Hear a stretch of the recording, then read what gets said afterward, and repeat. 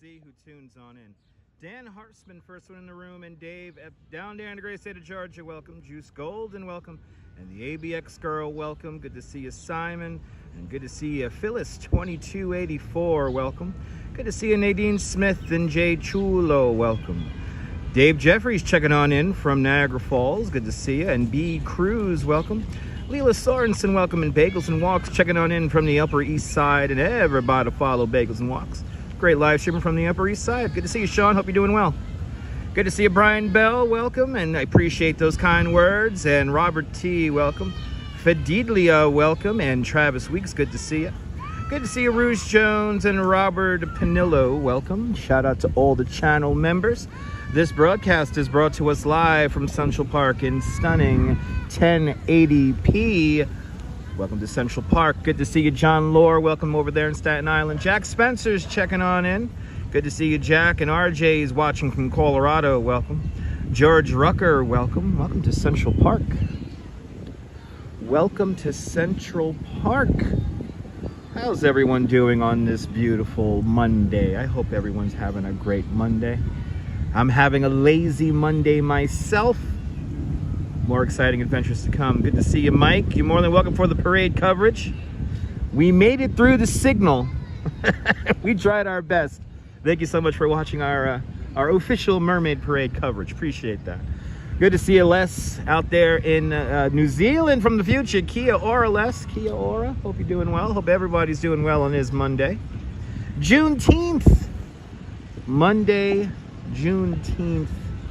The 19th of June, 2023. Good to see you, William. Welcome. I hope you're having a great day, too. Welcome to Central Park. So we're just to the north of the main maintenance shed of Central Park. That's right over there. And we're not that far from the Natural History Museum, which you'll see in a few moments.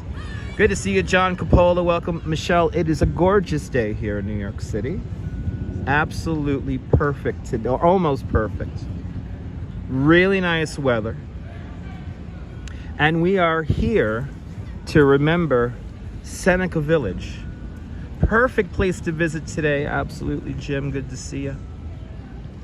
But I figured I heard some. I saw a story this morning on the news, and they mentioned Seneca Village, and I'm like, I need an idea for today, and I think Seneca Village is very appropriate for Juneteenth. And this is when slaves found out they were emancipated some 2 years after the Emancipation Proclamation down there in Texas and some of the other southern states. So this area here, Seneca Village, at its largest, just short of 300 people, an entirely intact, self-sufficient community of mostly free African Americans and some Irish and German immigrants. It was an integrated community. And throughout the whole of Central Park, roughly 1,500 people were displaced. But here in Seneca Village, around 255, almost 300 people settled in this area beginning in 1925.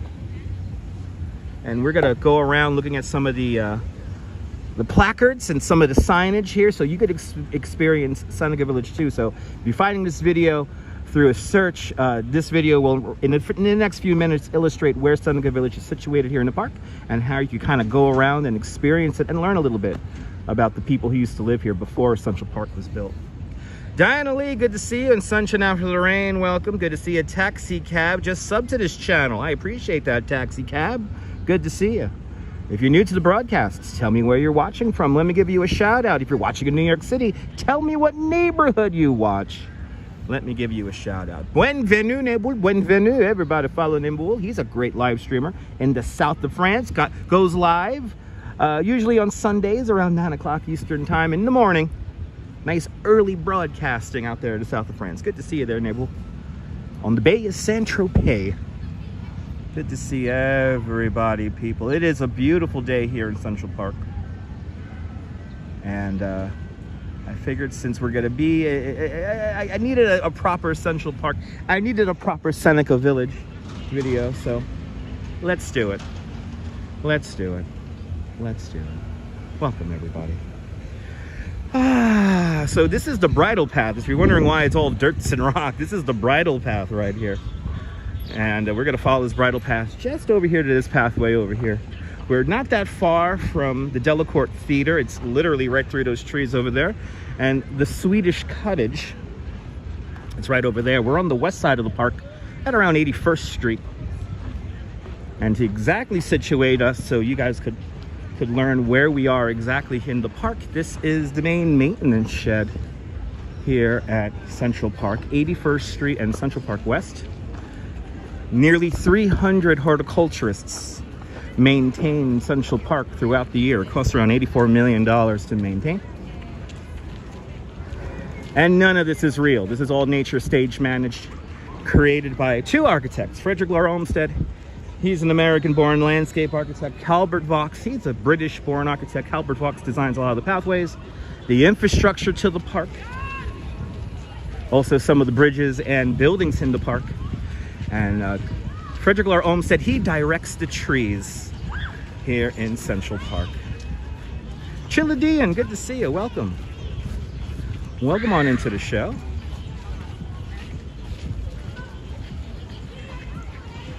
27,000 trees, 9,000 benches, 142 miles of drainage pipe, 11.5 million cartloads of topsoil, 3,000 plants, shrubs, and bushes.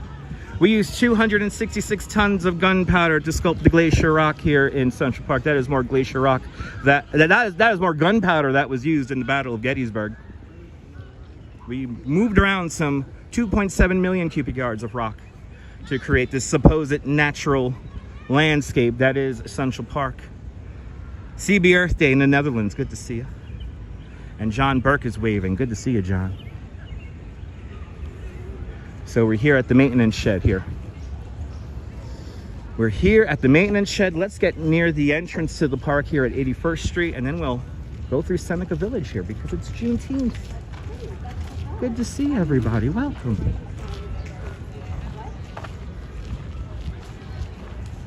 Good to see you, Teowek. It's going great. Good to see you. Welcome.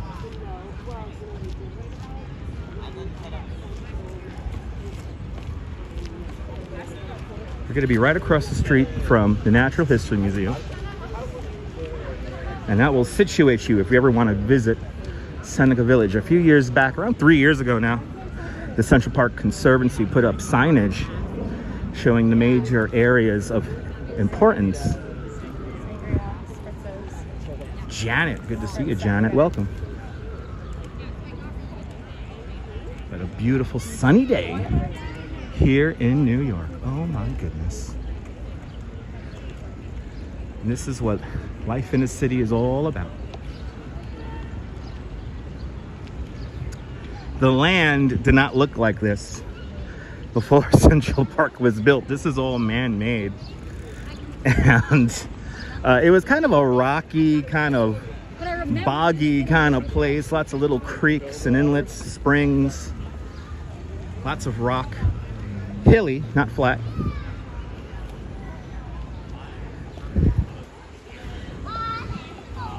And people began moving up to this area in mass at around 1825.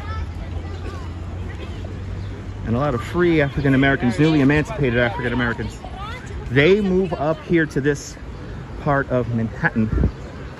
1811, the grid plan is imposed on the island of Manhattan.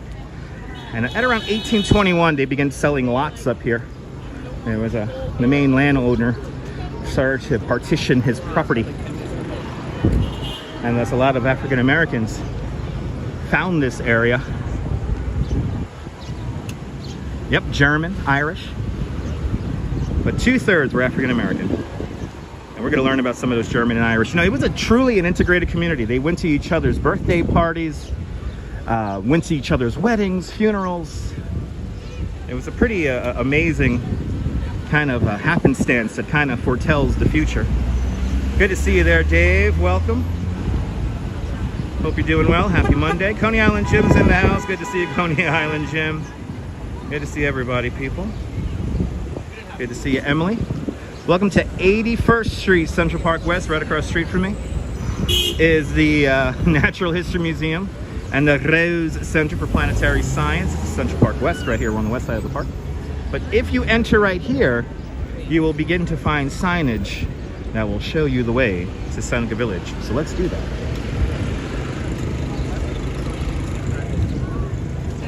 Here we are, going back into the park now. And there's going to be a sign right here. We're right by the Diana Ross Playground.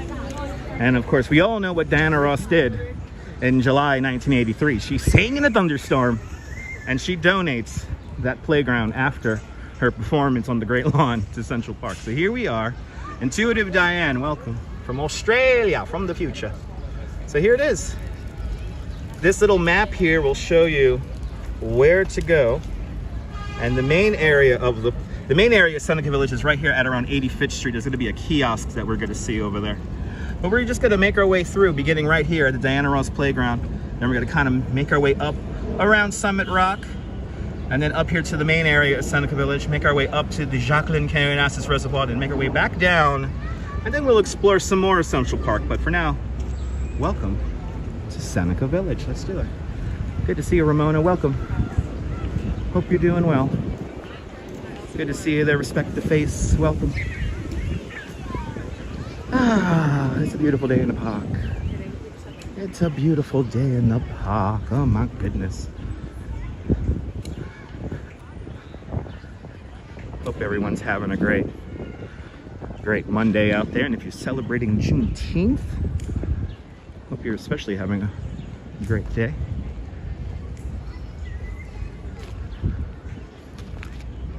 But around 1825, people begin moving en masse up here to Seneca Village. And by the time park construction commences at around 1855, there's around 255, 285 people living in the confines of what is today, or known as, Seneca Village.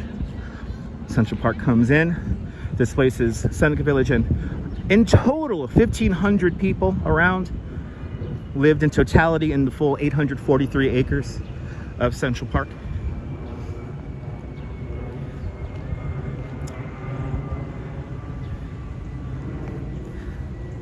Wow, wow. ABX girl, that's some history. Wow, that's amazing.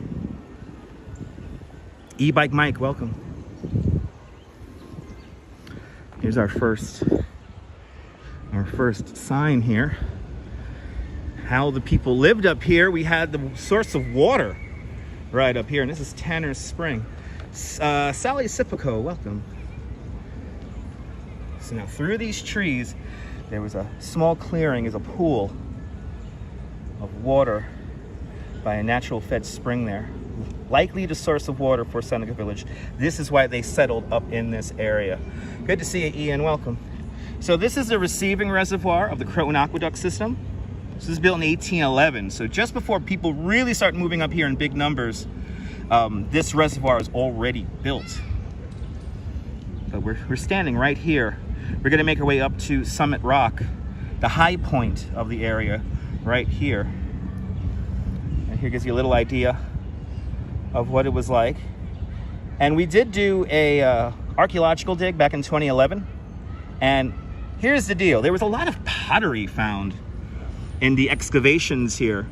And pottery, you know, that's a sign that these people were they were solid middle class, educated. They weren't squatters on the land. That is the unfortunate mistruth they put out in the media when Central Park started coming together. Ultimately, in 1856, Seneca Village and all the other people who lived within the confines of Central Park were forced to move using a very, very primordial version of eminent domain. But the park is huge, 843 acres. Din Din, good to see you, welcome. It's getting chilly over there. turn on the heat if it's getting chilly for you. It's a beautiful day here in New York nonetheless. This is the main drive here. And we're gonna be crossing this in a little bit. And Nadine Smith with a $10 super chat. Nadine Smith, thank you so much for the very generous $10 super chat. Thanks so much for joining today's $5 club 2 times today. Much, much, much appreciated, Nadine. You have been very kind over the last few months. So thank you for donating to the live stream today, and thank you so much for supporting the channel. Much, much, much appreciated. Much, much, much appreciated. Nadine Smith with a big $10 super chat. Thank you so much. So yeah, Janet, yeah, basically before Seneca Village is established, the Lenni Lenape, the Native Americans to this island of Mannahatta, these are the ones who really live up here. But again, it was a rocky kind of, it wasn't very valuable land. I mean, here's a picture that depicts this area back in the day. I mean, there were just like houses on rocks. The land wasn't really good to even like to plant stuff. Like they could sustain some crops, but it definitely was not fruitful, if you will. Shivalan Nakamuran, welcome. But now this here, this talks about how many actual buildings were here, and by 1855, between 82nd and 86th Street, there were around 52 dwellings in this area. And here is a census map right here. Privyat.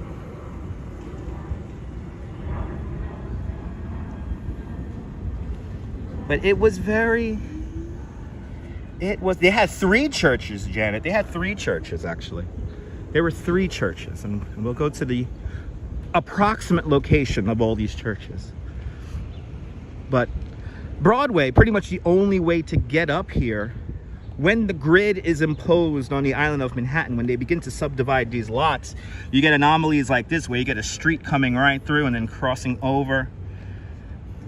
And also remember that by 1825, when Seneca Village begins to get established, the city is really far south. The city is below what is today Houston Street. So way south, way far south the city is. But Jack Spencer with a $2 super chat. Jack Spencer, thank you so much for the very generous $2 super chat. Thank you so much for joining today's $2 club. Much appreciated, Jack. Thanks for sponsoring today's live stream. Very appreciated, very appreciated. Thank you so much. But what's great about these signs, as we make our way around, it's got to tell the story here. So we're building up this story now. And by the way, if you want to see this website where all this information is, scan the QR code right here, and you'll get more information to all the other signage that we're going to see. We may miss 1 or 2 along the way, but I'm going to hopefully catch all of them. And you can learn yourself back home what Seneca Village is all about. Here's a picture from the 2014 archaeological dig here. And there was really nothing left of Seneca Village when they did these archaeological digs here. Here's another anomaly right here. Like, you get all the gridded out streets. There's no development, but then you have, this is showing you who owned what. These are all the different landowners. Very chaotic back then, with all the farms and everything that were ultimately cut up because of that grid plan. That's why Central Park looks the way it does. It's a rectangle because of the 1811 grid. And yes, Seneca Village is in Central Park, to the east of Central Park West, between 82nd and 89th Streets, approximately. You're more than welcome, CB Earth there. But yeah, Seneca Village was here. And like I said, Seneca Village, not the only place where people live. People lived throughout the park.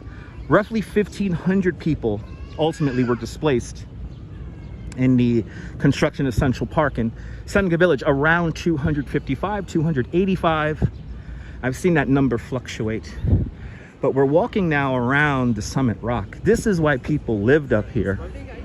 Summit Rock here, the second highest natural bit of land in all of the island of Manhattan, had a great view of lower Manhattan from here.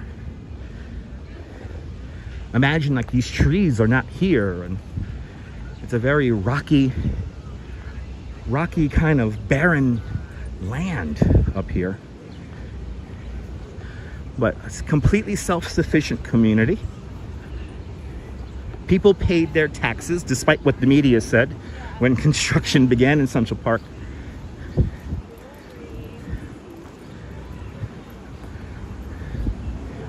But now, I don't know if you can tell, we're going up a hill right now. Central Park West, it's pretty far down now, about maybe 40 feet.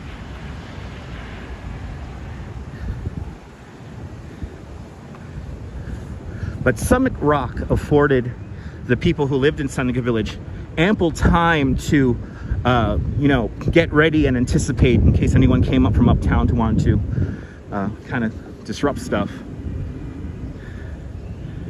This was well before the draft riots. Well before the draft riots. We're talking about, Seneca Village roughly existed between 1825 and 1856. Draft riots were in the 1860s.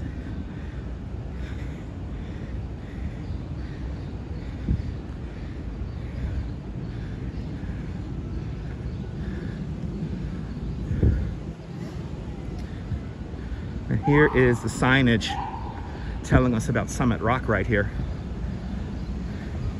So we are now standing on Summit Rock. Now this is one of the original maps here when Seneca Village existed. So we have all the different structures here, and you can see how the grid plan is kind of superimposed on this. This will all become Central Park from here on. History is all around us. Beach Bum, good to see you, welcome.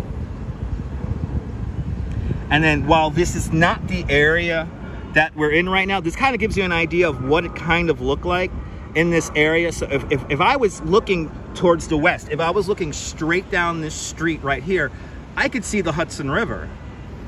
And here gives you an idea of how high up we are here. But this is what it was like all up in this area here. 142 feet above sea level, the highest elevation in all of Central Park. A large outcropping of Manhattan schist. And as you see, the structures, everyone living down here, everyone was down here at the base of this. Nobody's up here where I'm walking right now. Eventually, this area, when it's incorporated into Central Park, originally was a kind of a carriage turnaround area where you could take in the view.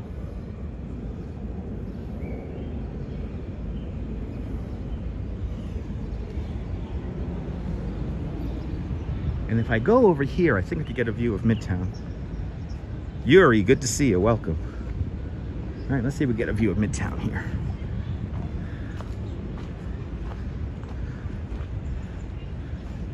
When Frederick Laure Olmsted Calvert Vaux created Central Park, they worked with the land, not against it. So here they are, they're incorporating this massive rocky outcropping into the park here. And see if we could just see a little peek of Midtown from here. Yeah, a little peek of it. Let me get right into position here. Right there, you can see it. See? A little bit of Midtown peeking on through right there. It gives you an idea of how high up we are. But this afforded the residents of Seneca Village ample time in case anyone wanted to come up and kind of cause problems. The community could be at garden ready in case anyone came up from uptown. And again, basically only one or two roads were up here. Basically Broadway and kind of like a Fifth Avenue. That was kind of like a dirt trail.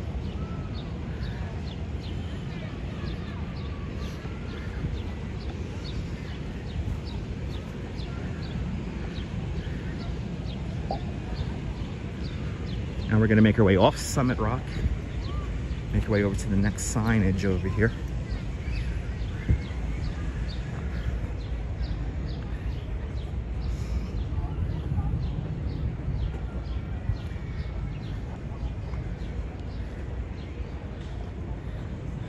Buy the book, welcome. That's right, CB Earth Day.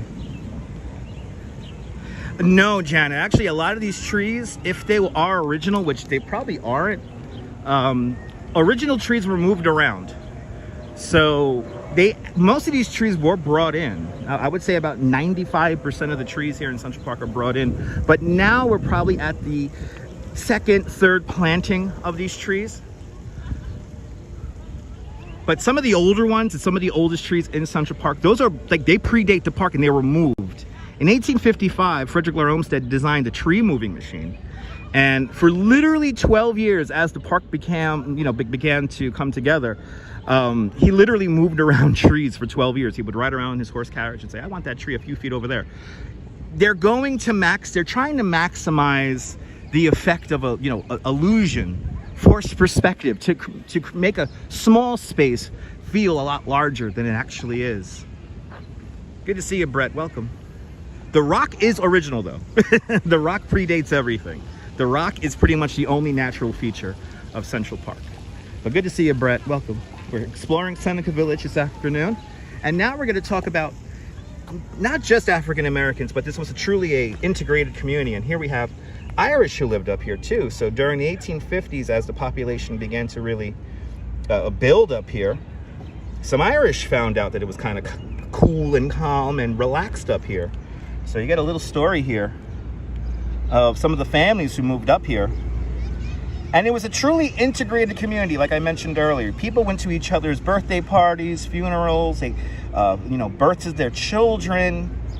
And I've even heard a couple of accounts of people intermarrying, which is pretty amazing.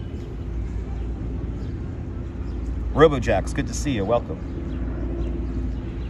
And we have the census records. This is where we really learned the story of Seneca Village, because the only way for free African Americans to vote in the 1820s, they had to own land here in New York State. And who is to say that the people who lived up here in Seneca Village were not a voting bloc, and that was maybe another reason why they decided to take over this area here.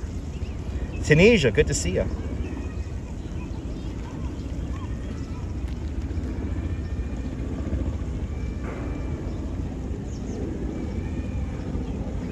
Yeah, no animosity. It was beautiful. Janet, from what I've heard and from what I've read, it was like truly integrated. Everyone took care of each other. And the big part again is everybody paid their taxes. Nobody squatted on the land, so to speak. But good to see you, Tunisia. Welcome. It's a beautiful afternoon here in the park. We're now making our way over to the main kiosk of the village.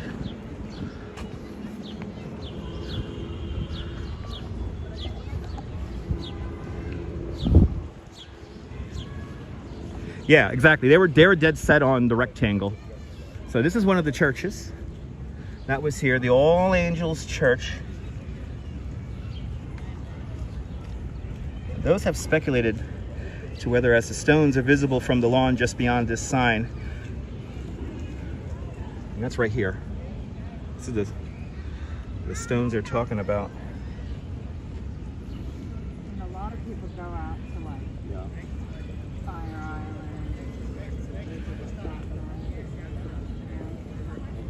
have no idea. But yes, a real community.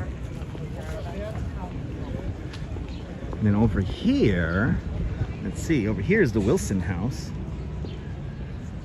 adjacent to the church here. And again, you could go to the website here and you could find out a little bit more. You're more than welcome, Brett. I mean, this is history that needs to be talked about, and I love talking about stuff like this because not a lot of people know about it. I mean, this has really been only discovered in the early 2000s. People always knew about it, but there wasn't really a proper history documenting all this stuff. Noble Sweetness, welcome. Oh my God, Janet, gotta come out. So like I said, some of the artifacts that they found, and here at the Wilson House, they found, see, it's like pottery here. This tells an archaeologist that they're like middle class, they're upstanding citizens. They're not poor. Which that's what the media kind of portrayed the people who lived up here in Seneca Village as. Jeanette Trainer, good to see you. I'm glad you're enjoying.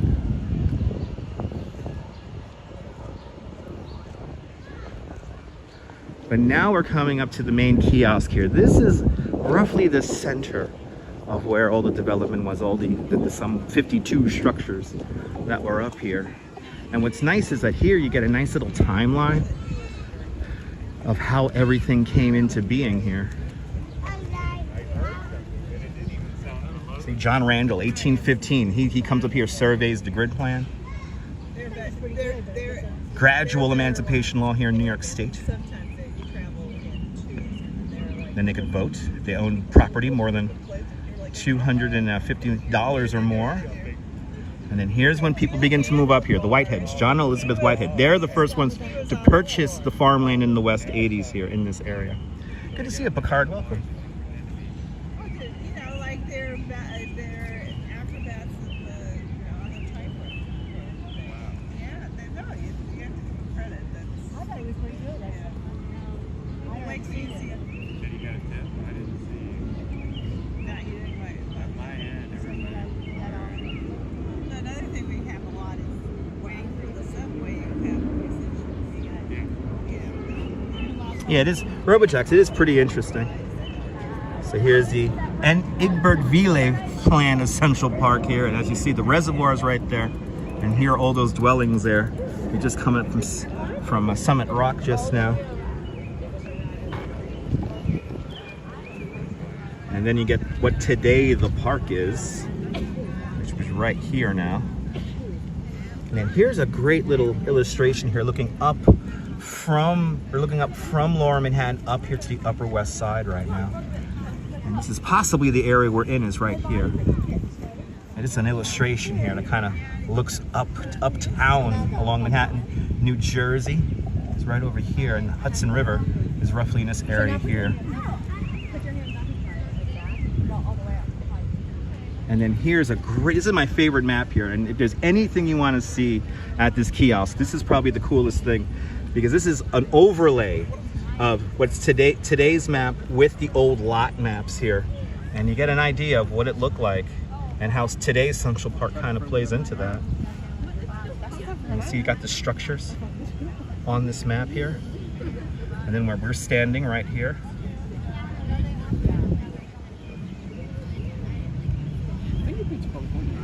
I mean, it is really cool and interesting seeing all this, and you got to check this out if you ever come to Central Park. Ed was in Toledo, Huatarte, Brazil. And I believe this map is also online too, but it's just cool to stand right here knowing where everything is. It's just really cool. And then since this is the main area here, there's a couple of more signs right over here. Let's head on over and check out some of those other signs. But Janet, if you're right here in the Upper West Side, you gotta check this out. You gotta check this out.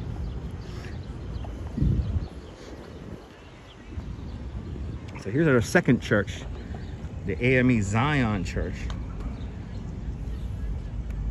One of 3 churches in Seneca Village. The last church to construct a building in the village.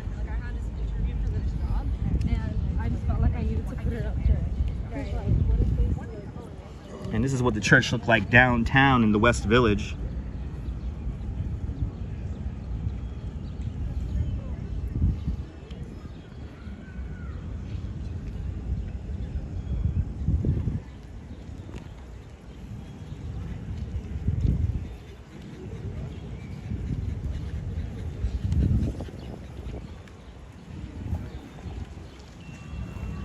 And then right over here, there's another sign. And this is the Union Church. This will be now the 3rd church here. Roughly where this sign stood would have been the African Union Church.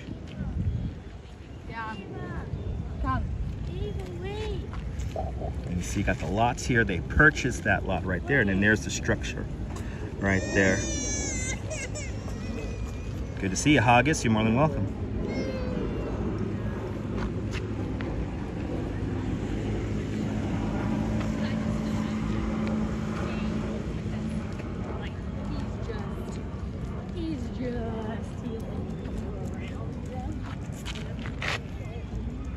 Again, thriving community.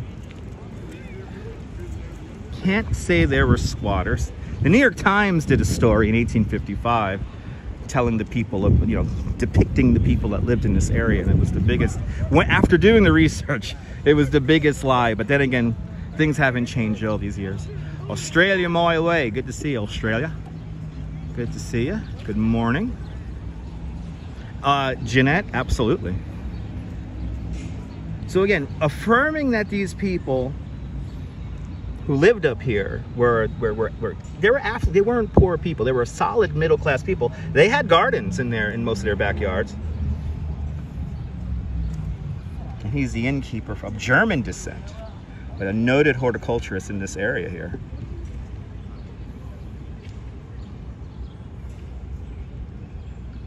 And here, this map, 1855. You see all the structures here. Summit Rock is depicted here in this map. You have your grid plan of 1811, all the different structures here. And you can also see, yep, trees, gardens in their backyards. And this is what it kind of looked like. This is not in this area here. This is not the actual picture of this area, but all around what's today's Central Park, this is what it kind of looked like. You had like these little wooden buildings built up into and on the side of rocks. But they tended gardens and, again, affirming that they're like a solid middle class.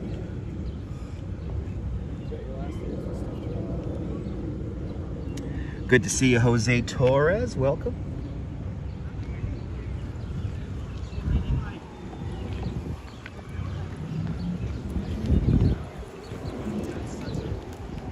Let's continue on to the next signage here. Then we're going to make our way up to the Jacqueline Canyon Reservoir.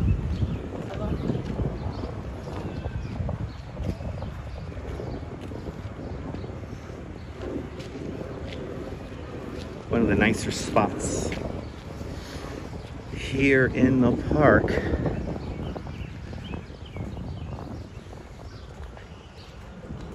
But the city needed its lungs, as William Cullen Bryant said. We needed a proper place to recreate as the city expanded north. And in that original grid plan, there was no large park. So they decided to build Central Park here in the middle of the island because, one, again, it wasn't very, it wasn't land that a lot of people wanted, even though people did live in this area. But it was also, it would affect the most amount of real estate. But Andrew Williams, the first African American to purchase land in this area in September 1825. And here you have all the structures where he lived and with whom, which is pretty cool.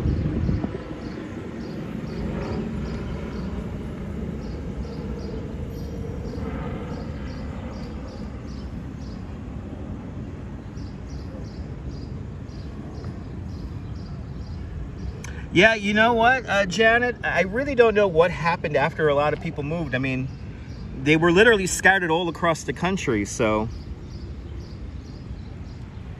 And the version of eminent domain we had back then, it did not justly compensate the people who were being removed from the property. They definitely lowballed, and especially these people were newly emancipated slaves and newly arrived immigrants. Who is to say the government did not take advantage of the situation? We got a little dog all by himself. Hey, buddy. Okay. Where's your owner? Okay, he's all by himself here.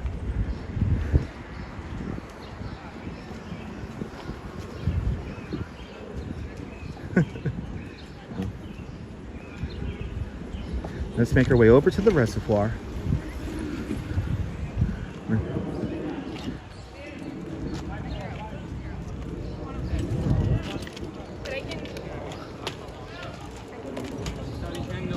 Yeah, all across the country. I mean,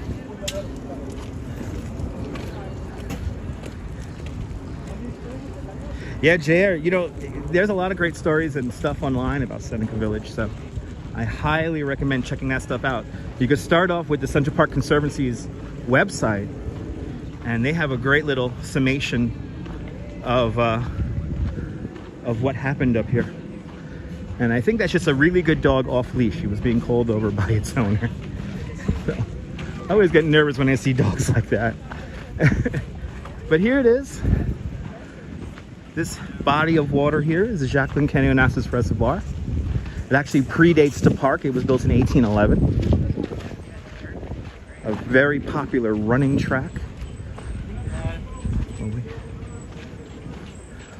Let's take in the view here at the Jacqueline Canyon Reservoir. This is part of the Croton Aqueduct System, the first freshwater system for the city of New York. Central Park construction begins in 1855. The lower part of the park is completed by 1858, but the full breadth of Central Park is not completed until 1872, and as late as the 1880s we were still building landscapes into the park. But here this reservoir is basically worked into the design of the park. Oh, there's been a great egret with a bright white with long skinny neck. Oh, I gotta be on the lookout for. Oh, is that it right there? Oh, Bagels and Walks just called it. There's the egret. There it is. Bagels and Walks called it. There it is right there.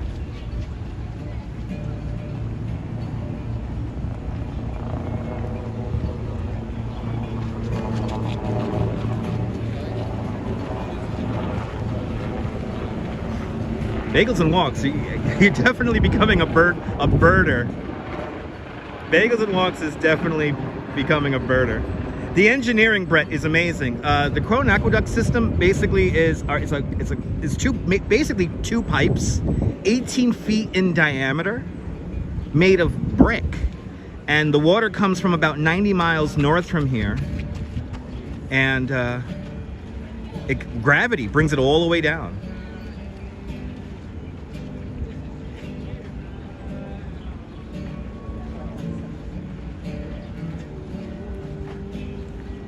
But Bagels and Birds, thank you so much for the heads up. Yeah, exactly. The same time people were London was moving people to build railways. I mean, this 1860s, 1850s. Boy, I mean, the strength and the will of human people at that time all around the world was amazing. Vile Haggis asks, where is the Egyptian monolith? So it's called Cleopatra's Needle.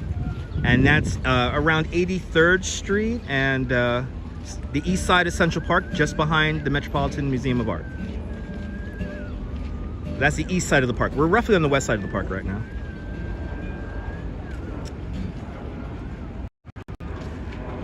Yeah, Cleopatra's Needle, built in 1450 BC for King Ramses III. So thus, it has actually nothing to do with Cleopatra. Actually created around 3,000 years after Cleopatra's death. Is Cleopatra's Needle, the obelisk from Heliopolis in Egypt, just outside of Alexandria.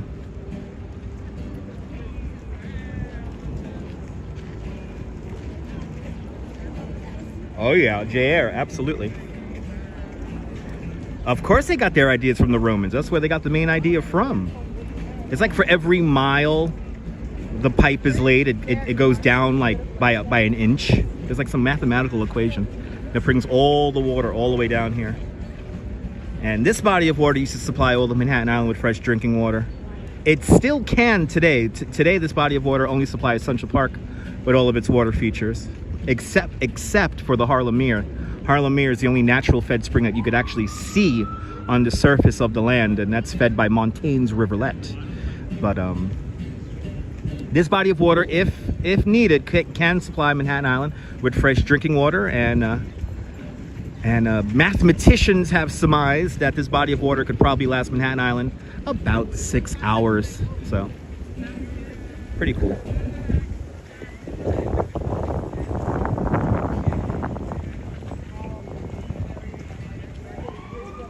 Yeah, Ian, it was an amazing time. All right. Let's make our way south. This is as far north we're gonna go today.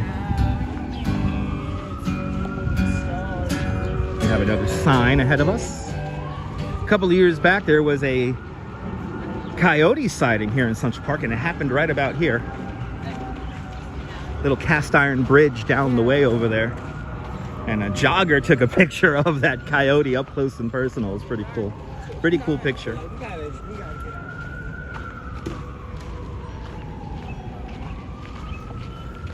Jacqueline Kennedy Onassis, she actually gets landmarks preservation started here in New York City.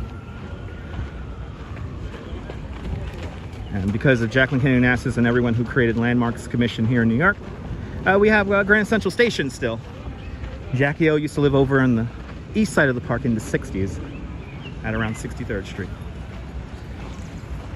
Yeah, I've heard they've seen some coyotes in the recent weeks. Yeah, it's pretty amazing. Good to see you, Jerry. Welcome. It's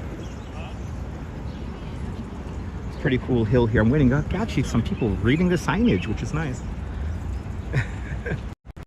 As all these cyclists make their way up the hill. And then you see the reservoir just over there. So you see we're almost like higher than the reservoir right now. Abbas, good to see you. Welcome. And JC Droid with a $2 super chat. JC Droid, thank you so much for the very generous $2 super chat. Thank you so much for joining today's $2 club. Much, much, much appreciated. Thanks for sponsoring today's live stream.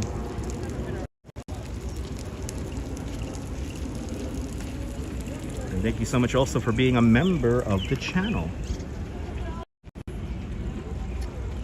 All right. Our next sign is free to read. And I think we're going to talk about the downtown connections here. So we're now near the plots owned by Albriro Lyons, Peter Guyon, and Rebecca Marshall, Guyon's wife. They roughly had this area here.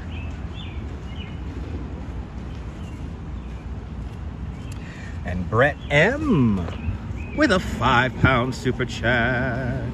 Brett M, thank you so much for the very generous £5 super chat. Thank you so much for joining today's £5 club. Much, much, much appreciated, Brett. Much, much, much appreciated. Thanks for sponsoring today's live stream. You guys are being awfully kind with the super chats. Thank you so much.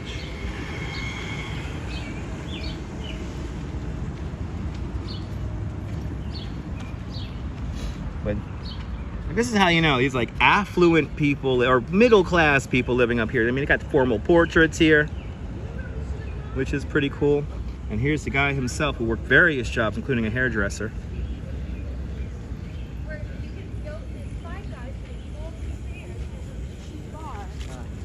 But here shows you, again, the plots that they owned roughly in this area.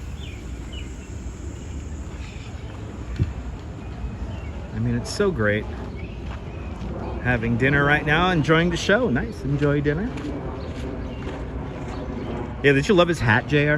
I mean, that's how you know these people were like, you know, they were solid middle class people. They were working class. They were educated people.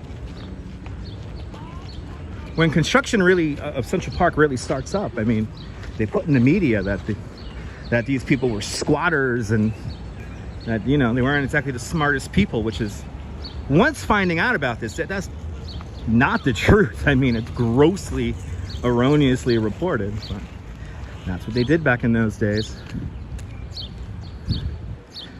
But it's nice now learning the history and being able to see it.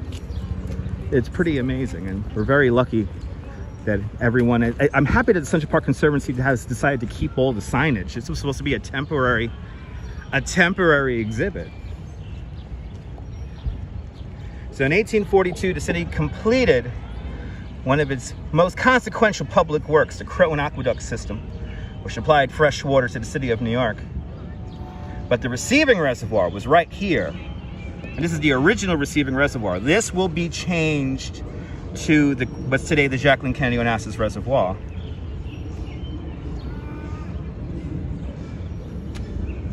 And again, they worked this into the original park.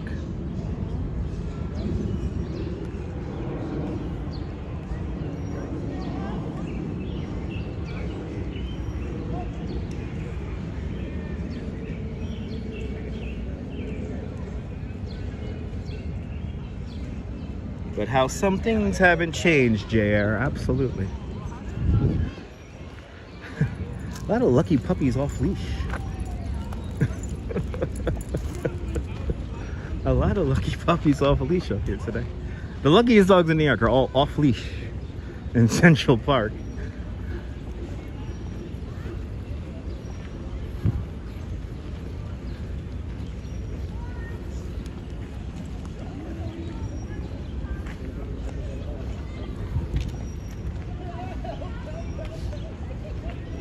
Yeah, Robojacks, you know, I mean, the story of New York City, even the story of just Central Park, is the story of what it is to be American encapsulated, you know? It's great to know. So once you start digging through the layers of history, it all begins to reveal itself. Oh, I love this sign here. This shows us all the main rock deposits here in the area. This Manhattan schist that all of Manhattan Island's built on. So we get into the deep geology here, which is so cool. And then we got this really cool cross section here of Central Park. So this is looking either, I think maybe north, right? It's a cross section of Central Park. So this is from 5th Avenue to 8th Avenue. So we're looking south. And you can see how the rock formations here was not flat.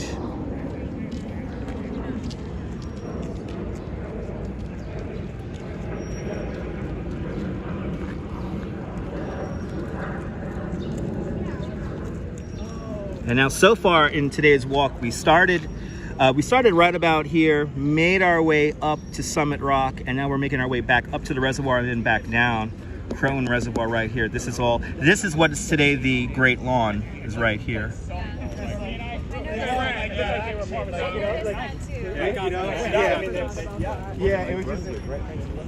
But now we're in the Pinetum. Frederick Laurent said wanted the area of the park to always be green no matter what season. And this is where a lot of pine trees are planted, not buried, planted. So this is the Pinetum, the Ross Pinetum in this area. Then just beyond that line of trees is the Great Lawn. I mean, JR, they can copy Central Park completely. It's all available on the internet. This is all man-made, you know, but there's only one Central Park. So here's another map that shows you all the signage. If you're just tuning in, we started out here at the Diana Ross Playground. We made our way up through this way here, up to Summit Rock, then back down. We made our way up and across. Made our way up to the reservoir. Now we're making our way back down this way here, and then we're gonna make our way out to the last signage right down there.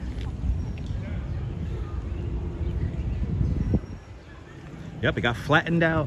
Yes, indeed. I mean, how much history has happened here in the Great Lawn? I think where we started, you know, you had Diana Ross in 1983 and her concert that got, she kept on going, but a downpour of rain, a deluge happened, and she kept everyone calm, kept on singing. But right now we're in the Arthur Ross Pinetum. So this area here, it will always be green because it's pine trees here, different varieties of pine trees here, no matter what time of year. Here we learn about who did what in Seneca Village, what kind of jobs they had.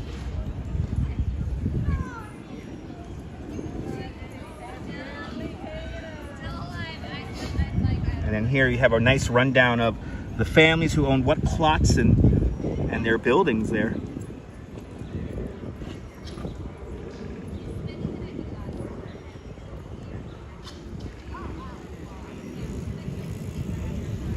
Yeah, Diana Ross Playground, that was a gift to the park after she kind of destroyed the Great Lawn, but she paid for it to be restored.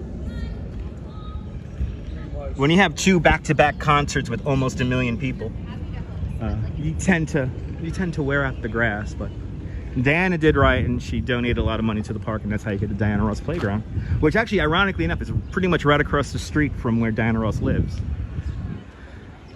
Sandra Ann, good to see you, welcome. Yeah, Diana Ross roughly lives in this area, Upper West Side here around 80th Street, 81st Street.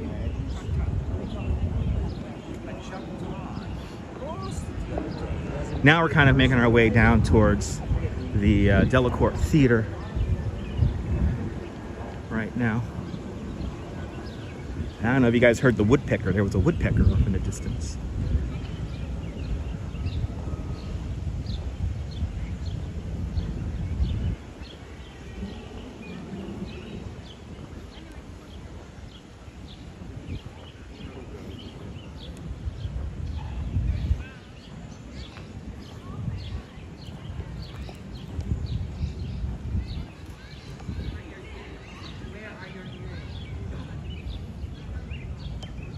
JR, I have to say, in the recent years, yeah, The city of New York has always done a great job at preserving its history. You know, there's a paper trail for pretty much everything here. But again, that is what the 20th century machine basically is. The mechanization of everything. Everything becomes a machine.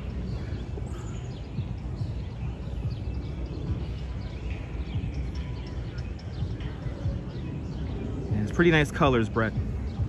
But yes, in 1856, using eminent domain, Seneca Village and its 255 inhabitants, and in totality 1,500 people who roughly lived within the confines of Central Park, were all removed using eminent domain.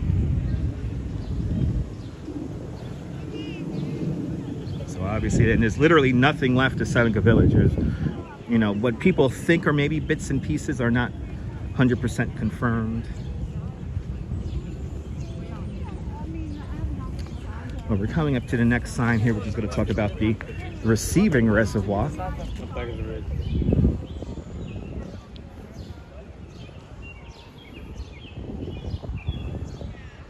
And off in the distance to Delacorte Theater.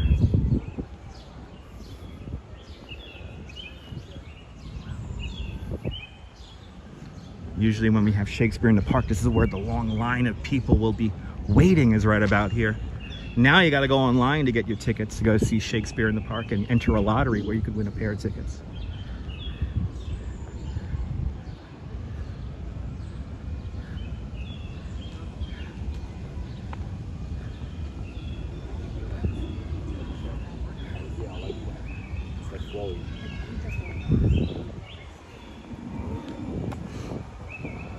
Yeah, Janet, absolutely. Yeah. Manhattan is the story of the United States, and you know, and it's older than the United States. So the story of this place and what it is today, it's pretty incredible. I mean, Central Park alone is a fascinating story, taking place right around the beginning of the Civil War. Shivalon Nakamuran asks, is the Jacqueline Kennedy Onassis Reservoir the largest one in the park? Yes, it is. So here. Now, people for many years always thought that this was kind of like remnants of Seneca Village, but this is actually recently reported. It's more of like a kind of one of those sand pits for children to play in. But, so here we talk about, we see the receiving reservoir that used to be where the Great Lawn is today. But this is what feeds and helps the city grow. But this body of water basically goes down to 42nd Street and 5th Avenue and this receiving reservoir. And then here's a great illustration of the receiving reservoir where the Great Lawn is, and then this is where the Jacqueline Kennedy Onassis Reservoir is today. But that's obviously still there in the same kind of placement. Like your water, I filled it up with Amy's water. Would you like some?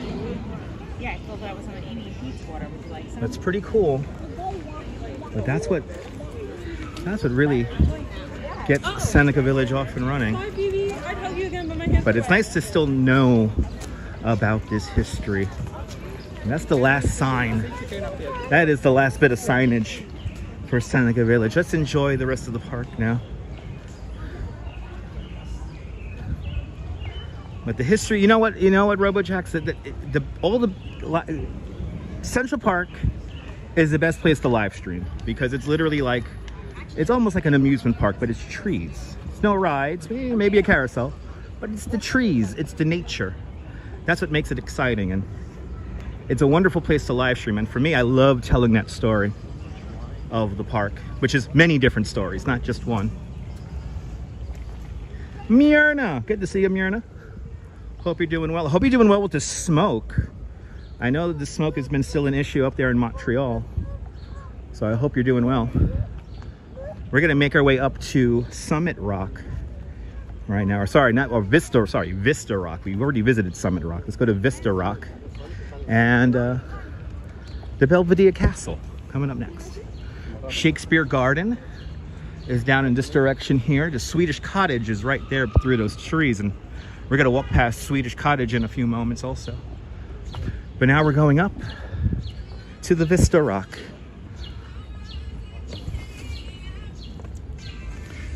But you see how Olmsted and Vaux really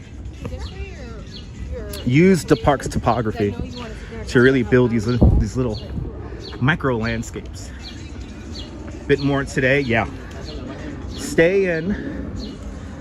Some of that smoke's making it all the way down here to New York, but it's very, like, it's high up in the atmosphere, so it's not really affecting us too bad.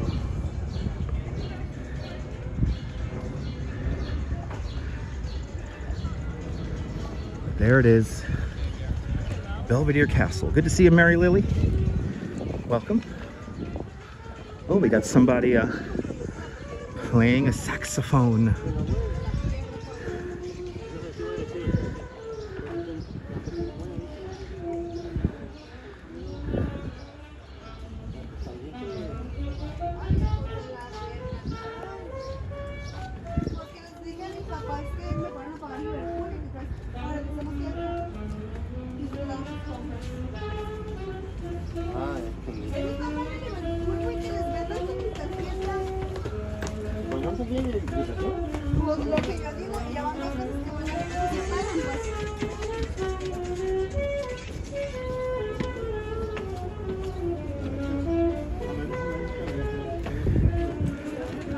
Wow. Belvedere Castle seems a little popular today. Oh, Australia my way. I appreciate those kind words. Let's take a look out onto Vista Rock here. I want to get the really good view for you guys, but they're all taken.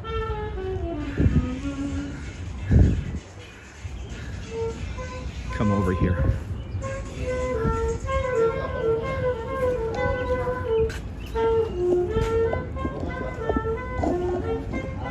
Down beneath us, the turtle pond. Just beyond that, the Great Lawn.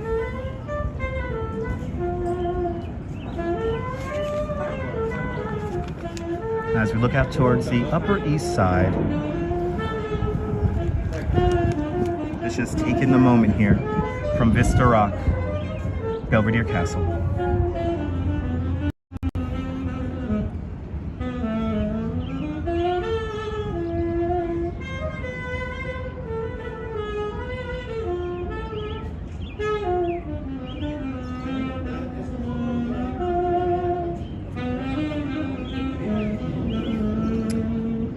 Sean, absolutely, I completely agree.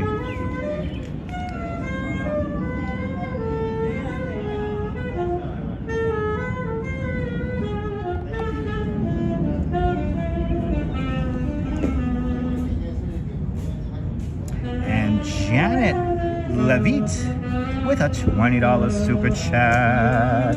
Janet, thank you so much for the very generous $20 super chat. Thank you so much for joining today's $5 club 4 times today. Much, much, much appreciated, Janet. Much, much, much appreciated.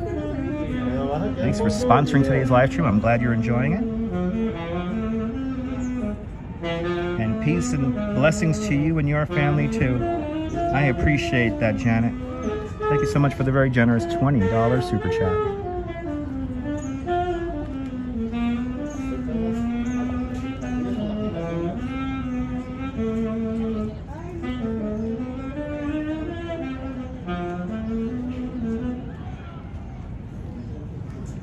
Good to see you, Stephanie Stearns. Welcome. This saxophonist is making the mood, and I freaking love it. Thank you, man. Appreciate it. I do got the best viewers, JR. So right here, this is built in 1871, 1872. Now this is actually made from leftover rock from the construction of Central Park. So this is all made out of Manhattan schist.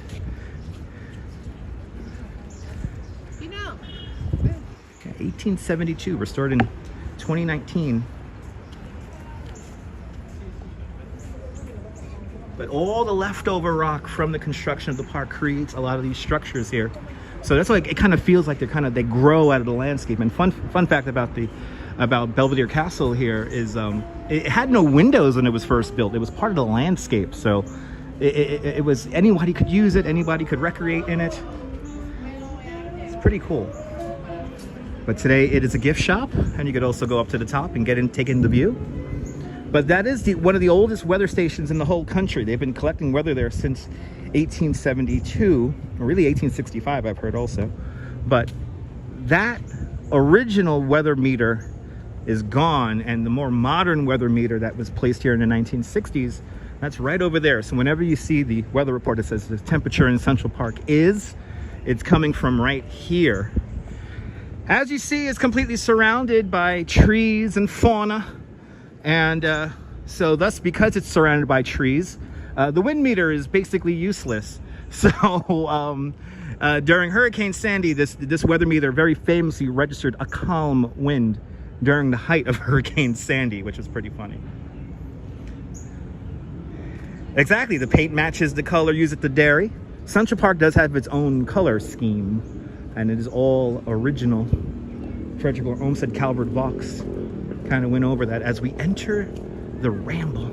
Actually, let's not do the Ramble, actually. You know what we're gonna do? Let's not do the Ramble. I wanna do Shakespeare Garden. Let's do Shakespeare Garden. Because we went through the Ramble recently. I wanna do Shakespeare Garden. So again, Delacorte Theater down below. And then Belvedere Castle. Let's go back down those steps. Did it get overgrown with ivy? No, it's just part of how they camouflage the park. So sometimes they camouflage buildings using you know, plants and stuff.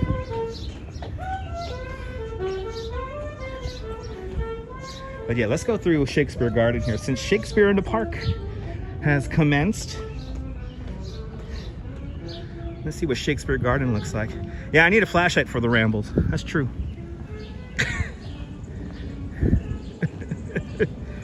Shut that flashlight off. I'm not gonna walk around the Ramble with a 400 lumen flashlight. Let's go through Shakespeare Garden here and see what it's like. See what kind of beautiful plants we got going here.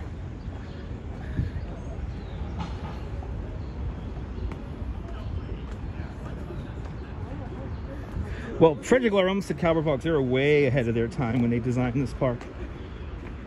You know, it's not a formal garden like the kind that you would find out in you know, it's not the kind of formal garden you would find out in Europe. This is a very informal, nature staged, you know, is a great way of putting it. They're telling a story as you walk through the landscape here. And once you learn about the story, the park just becomes more and more fascinating every time you go through the park here. Look at these beautiful, wow, yeah.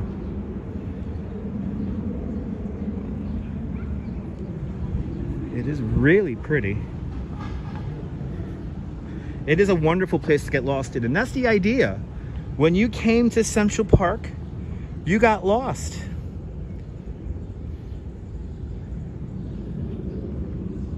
That's the idea. Remember that a 6-story tall building is considered very tall when Central Park first opens, and here you have this landscape here with these massive trees here, and some of them were grown to a certain maturity before being brought out here. I mean, you were going on an adventure when you visited Central Park. Now, granted, for the first 10 years, it's a playground for the rich because they're the only ones who could really access it. But by the 1890s, as more trolleys make their way uptown, you know, access becomes more easy for everybody. Then the park really opens up. I did not see Flacco, Shivalon. If I see Flacco, I will point him out. I have been on a mission to see Flacco. He usually hangs out by the up there by the Harlem Mere and the north woods of the park. Ooh, look at this. This is cool.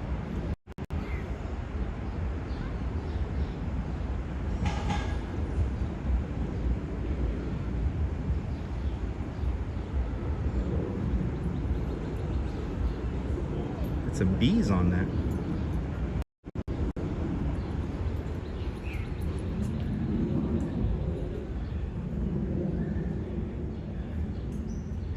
Oh yeah, absolutely, Ian, absolutely. I would give anything to see New York in those days. I always, you guys know, I go crazy over like Coney Island in like 1910, you know, 1890. So I would give anything to see New York in those eras. Yeah, Stephanie Stearns. Yeah, there's a great Twitter page. Actually, the only reason why I use Twitter still is for the Manhattan Bird Alert tweets. And they let you know pretty much every morning where Flacco, the Eurasian owl, is. Usually near the Huddlestone Arch in the northern area of the park, the North Woods area of the park. If we only had a time machine, that's right. You know, Brett, exactly. The Central Park is always a wonderful spot to wander around, no matter what season. And I love walking around here in the winter. Yeah, Geraldine the owl, nice. Yeah. You know, Manhattan Bird Alert, literally the only reason I'm still on Twitter. Literally the only reason I'm still on Twitter. There's a Manhattan Bird Alert and a Brooklyn Bird Alert. As we now look, coming into view here, the Swedish Cottage. It's right over here. We're going to take a great look at that before continuing on. And since Strawberry Fields is in the room, we're going to have to visit Strawberry Fields. So we'll visit Strawberry Fields and we'll make our way out to Angel of the Waters. But here it is. Here it is. This is the Swedish Cottage. It was built for the Philadelphia Exposition of 1876. It's a prefabricated schoolhouse. And Frederick Lahr Olmsted saw this at that exposition in Philadelphia and said, I need that for my park. And they knew they were going to either send it, I think they were either going to throw it away or send it back to Sweden. So he just bought it and brought it here into the park. And today this is a home of New York City Parks Department's puppetry division. So this building is also known as the Marionette Theater. It's a beautiful, beautiful structure though. And the inside is just as gorgeous. But it's an old building that's not actually old, from 1870 or 1876.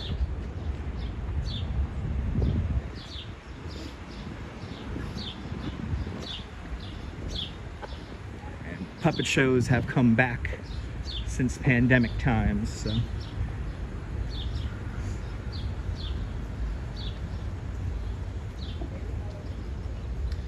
In the springtime, all these trees, you know, blossomed a beautiful pink color.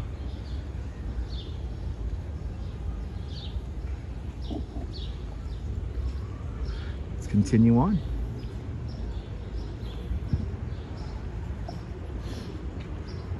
So now we're right across the main maintenance area for Central Park. Like I said, 300 horticulturists manage Central Park throughout the year.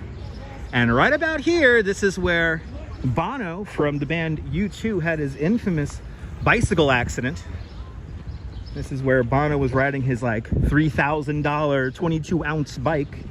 He was going at a very fast speed, and normally there's usually barricades set up right here along the double white line. And what happened was, we don't know if it was a man or a woman. We do know that it was a jogger. The jogger kind of ran out into the bike lane, kind of ran sideways. Bono tried to avoid the jogger, and instead he begins to tumble with his bike. One problem, he tumbles with his bike and he doesn't detach. He was clipped in on his bicycle. So from about this fire hydrant all the way to about where this tree is, this is how far he tumbled with his bike right here. And the only reason why I know where exactly this happened is because I was leading a bicycle tour through the park that day, and actually now in retrospect I realized I was seeing Bono get put into the ambulance. But he punctured a lung, broke a leg, broke his wrist, broke his eye socket. What else? He did a couple of things. He broke a leg. He broke a whole bunch of bones. We were actually worried that he would never be able to sing or play guitar ever again. But after about 9.5 months of rehab, Bono does perform again. And the first performance that U2 does is they do a secret concert in the 34th Street Penn Station subway station for the AC and E trains. And it was pretty cool.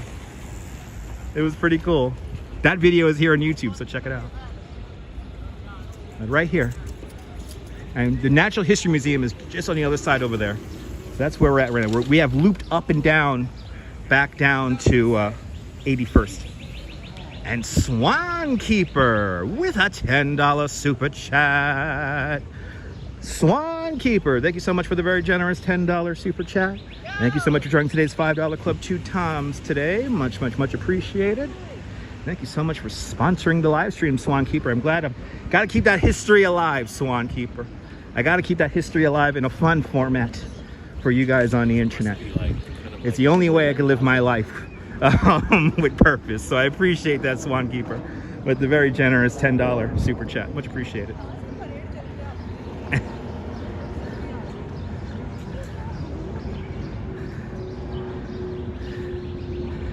But yeah.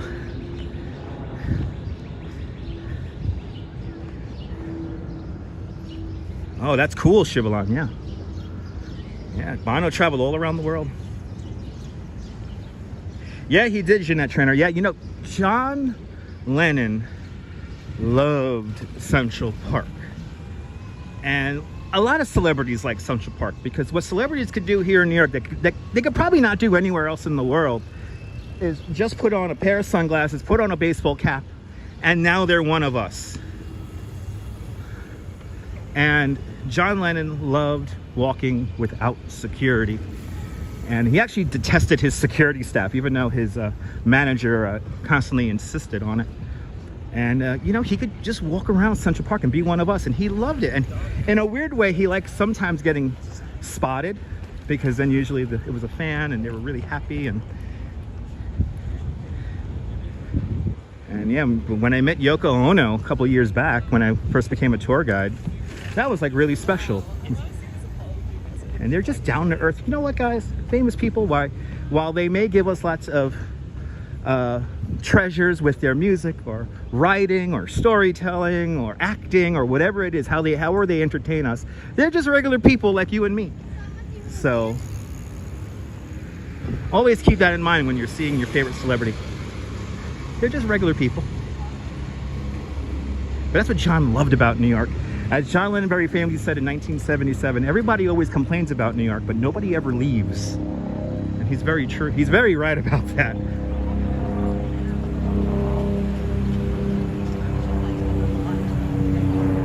Brett, you're more than welcome. Brett, you know, that's what these live streams are. I like to say these live streams are an escape from the everyday. So I appreciate that I'm really happy that I'm helping you out a little bit in these trying times. I hope your mom recovers and hope she gets her health back. So I'll be thinking about you, Brett, and I appreciate those kind words. I really do appreciate that. But yeah, these live streams, that's what they are. That's why I don't like talking about breaking news or anything like that on my live streams. It's because we're here to escape the everyday. But we're definitely got to be praying for Brett's mom, absolutely.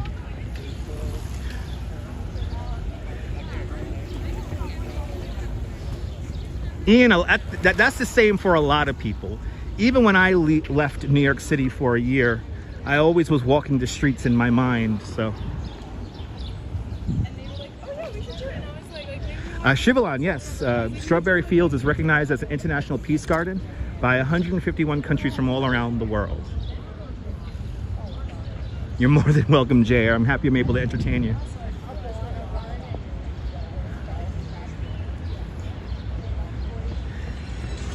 I appreciate that, Australia, Milo. I appreciate those kind words. And this is an escape from the everyday. That's why I kind of, a lot of people don't like it, but I keep the chat kind of locked down, and because we want to stay focused on what we're experiencing, because this is a shared experience for all you guys. So no need to fill up the chat with personal conversations and nonsense that's kind of not related to the broadcast. So. But we're sending positive energy to you, Brett. The family here is coming together. And that's the magic of this thing. I don't take live streaming very lightly. This is a very serious and very fulfilling form of communication. So.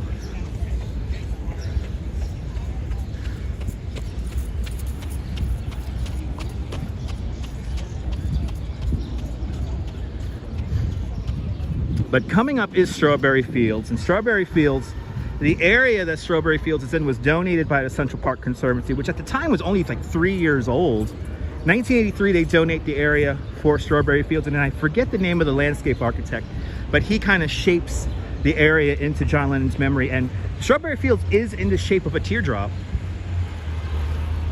Strawberry Fields did also feature 18 strawberry bushes from all around the world. Just one problem: strawberry bushes don't last really good in our cold New York City winters, and the little birds like to eat the berries. So the strawberry bushes didn't last, but the main feature still does exist, and that is the Imagine Mosaic.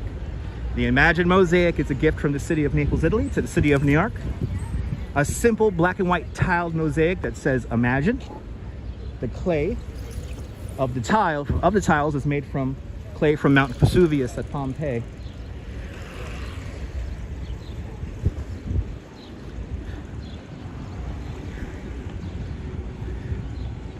Good to see you there, Neil and Flatbush. Welcome. But now we're going to kind of walk up the hill here. We're right now just underneath. Those are the twin towers of the San Remo apartments. And Steve Martin and what's his name? The director, I'm forgetting his name. Steven Spielberg have apartments in there. Also Demi Moore, when she had her divorce from what's his name from us. I'm blanking on all the names now. Anyway, when she had her divorce, she got to keep the apartment from Bruce Willis. There we go. Samina Rose, happy Juneteenth. And yes, the Dakota is right behind those trees over there. We're gonna get a good view of the Dakota in a few moments once we get to the top of this hill here.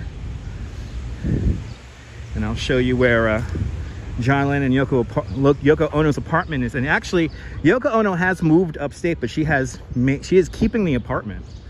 So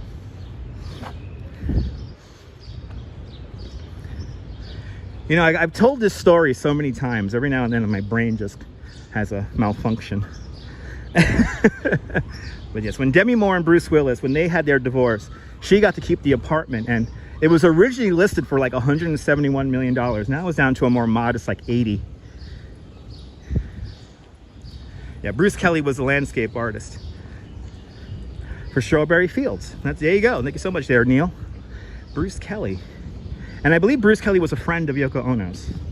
That's how he got the job to reimagine this area of Central Park in John Lennon's memory.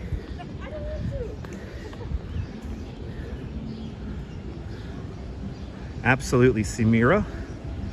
Brooklyn Honcho, good to see you. You're more than welcome for the tour. Hope you're doing well. We started out in Seneca Village because it is Juneteenth. And again, go to the Central Park Conservancy's website for a fantastic website detailing the history of Seneca Village. I really can't just talk about it in like, you know, what was it, 45 minutes. To do a proper to tell the story of Seneca Village could take easily 2-3 hours. 72nd Street. Right here, West 72nd Street. And right across the way, the Dakota Apartments. The Dakota is as old as the Brooklyn Bridge. The building was completed in 1884. It was so far uptown that the investors had a joke amongst themselves.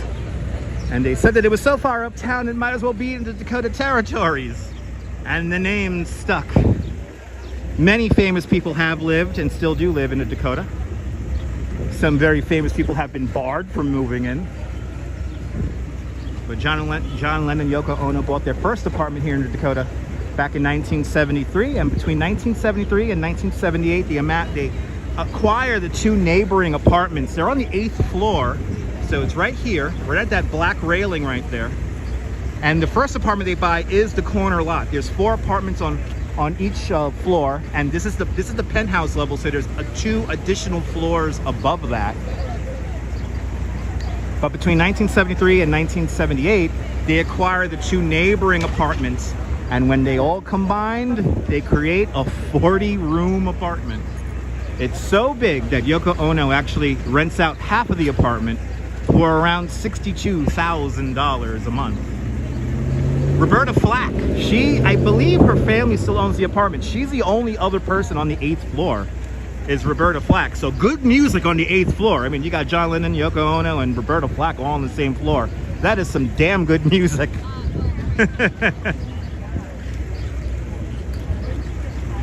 Rosemary's Baby, Neville, the only film to actually be filmed within the confines of the Dakota. Everything else is filmed right out here in front, or maybe just in the portal to go into the courtyard. Everything else is recreated. So there's never been like a film or a movie actually filmed inside of the Dakota. But the conversations, right? Imagine the conversations. I mean, it's good music. It's good music.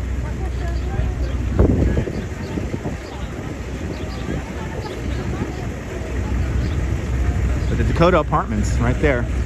And of course John Lennon was horribly assassinated right there where the bus stop is. And as a fan of John Lennon, I refuse to say the name of his murderer because that's what he wanted. So you could easily find his name online. I refuse to say his name. I mean, the doorman of that building do have it made in the shade, Stephanie. Yes, they do.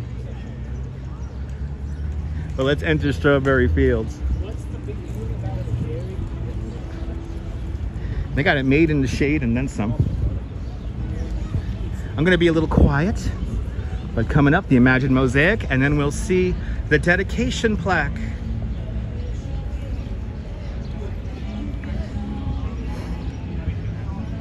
Jazz lady, good to see you. Welcome. He's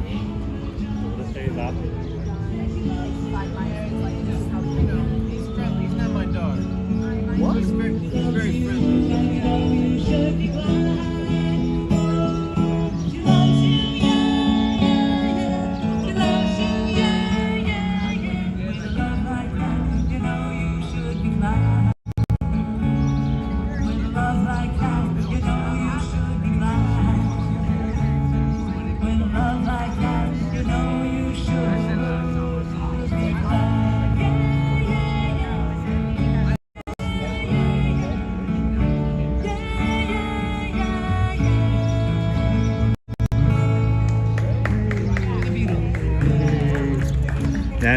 That is not the Meadows. I would hang out if that was the Meadows. But that is the gift from the city of Naples. Oh, that's alive. Gift to the city of New York. And right down the pathway here is a dedication plaque, and this lists off some 151 countries that recognize Strawberry Fields here in New York City as an international peace garden. You know, Yoko wanted something very understated, and that's what she got. Originally, when Strawberry Fields first came together, somebody did plant a larger-than-life statue of John Lennon, but Yoko immediately had it removed, and you can see that statue today in the Liverpool International Airport.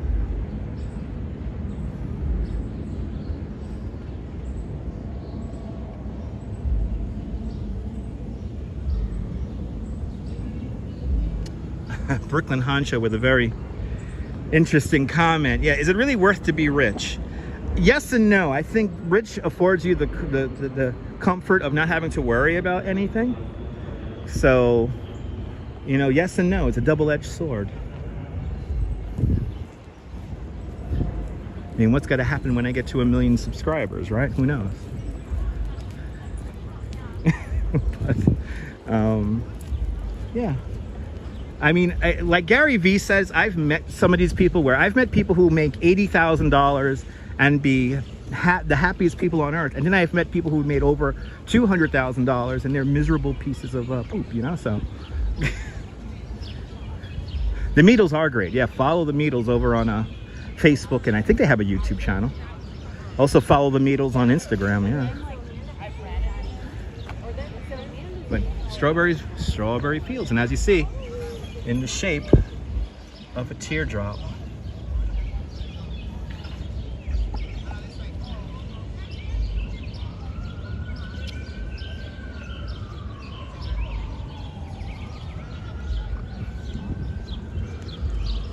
Now we're just across the, we're right near the 72nd Street Traverse, which is right over here, also known as Frederick Lahr Olmsted Calvert Vaux Way. And let's go say hello to the angel of the waters. Let's go see my beautiful angel. Yeah, more money is more problems. That's true. I just want to be comfortable. I just want a nice little apartment or a house looking at where I could see sunrise and sunset. That's kind of all I want.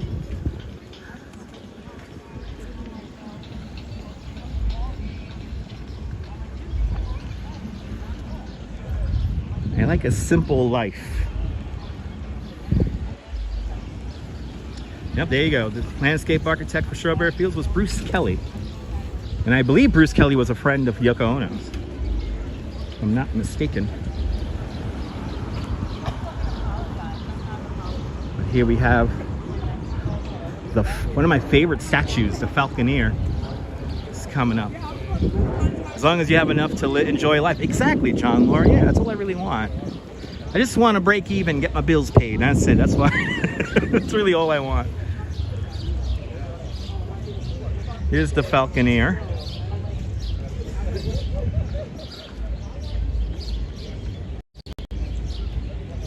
The Falconeer's arm fell off in the 1960s. They luckily restored the statue. And now it's looking better than ever. I appreciate that, Brooklyn On Show. Right behind it, 157 57th Street, and then right above the Falconeer, the narrowest skyscraper in the entire world, 111 West 57th Street, also known as the Steinway Tower. Janet, I'm gonna make my way all the way down to Columbus Circle today.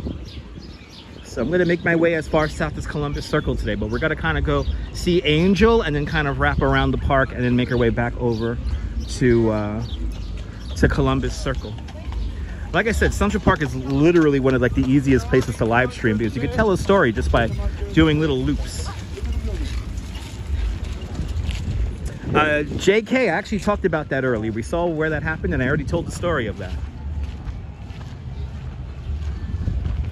Oh, Myrna, that's one of my favorite statues. I'm surprised you haven't seen it on the stream. Next to you. But yeah, we already seen the spot where Bono had his bike crash. It's up by the Swedish Cottage and a Delacorte Theater. So we've rewind a little bit and I talked about that story already. Look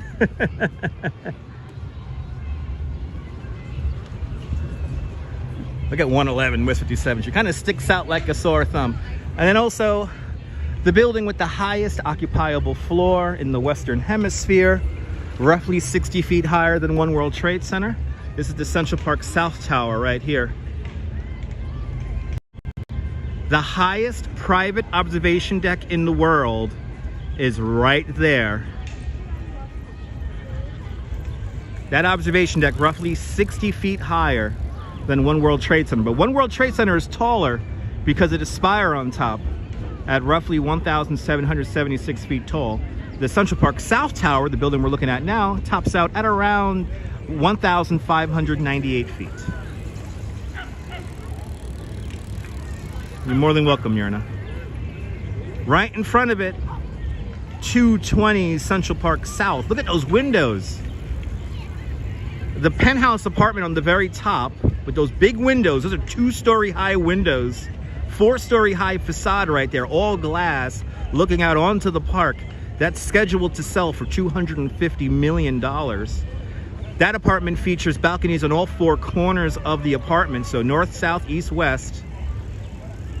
And as you see, the penthouse beneath it is occupied. There's stuff in the windows. The top of the Central Park South Tower, which is this building right here, that apartment sold to a Saudi Emirates for the bargain basement price of $235 million. And then we come over to 111 West 57th Street, the narrowest skyscraper in the world with a 1:24 width to height ratio. This apartment building here is perfectly centered with the park, so you have a perfectly symmetrical view of Central Park. You see those massive openings in the building? That's to allow wind to pass through the building, so the building doesn't sway in the wind.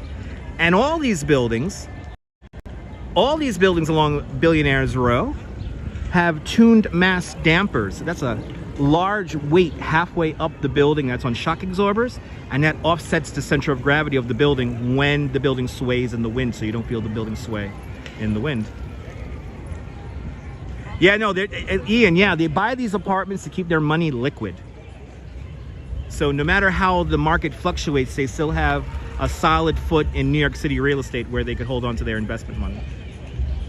And yes, the buildings in total, all of Billionaires Row, is only about 40% occupied. And even I think that's overflated, an inflated number.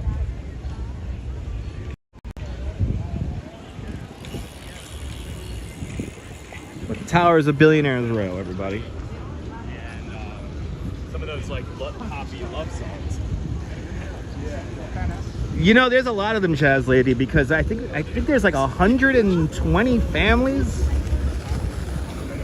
that kind of run all the oil stuff in Saudi Arabia and Kuwait and all that. So there's quite a few families. But it is, I think those numbers are inflated, yeah.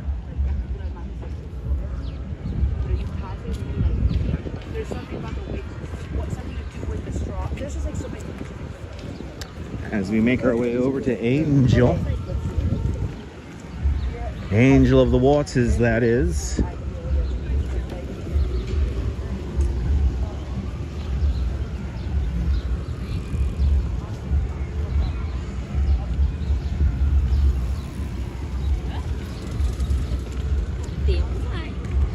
But again, when you look at the history of Central Park, even today, it's a great story of how the working class and the upper class kind of clash and mingle and kind of use each other.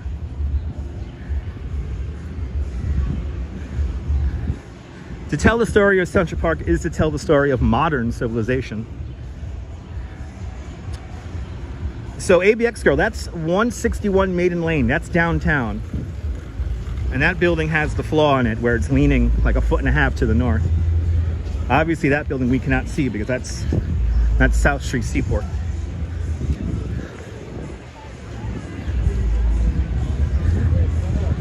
The buildings at Billionaires Row, their problem is that they sway a lot. And so every now and then the water pipes kind of break. Oh, we got a party going on down there. Holy cow.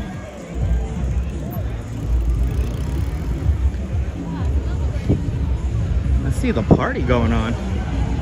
Good to see you, Wolf Bright. Welcome. Wow, look at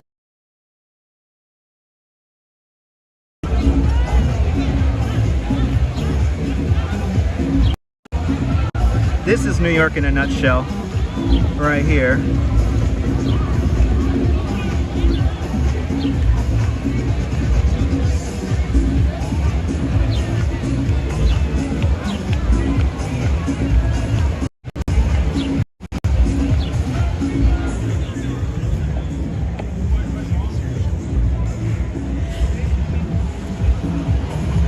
Looks like we're having a signal issue.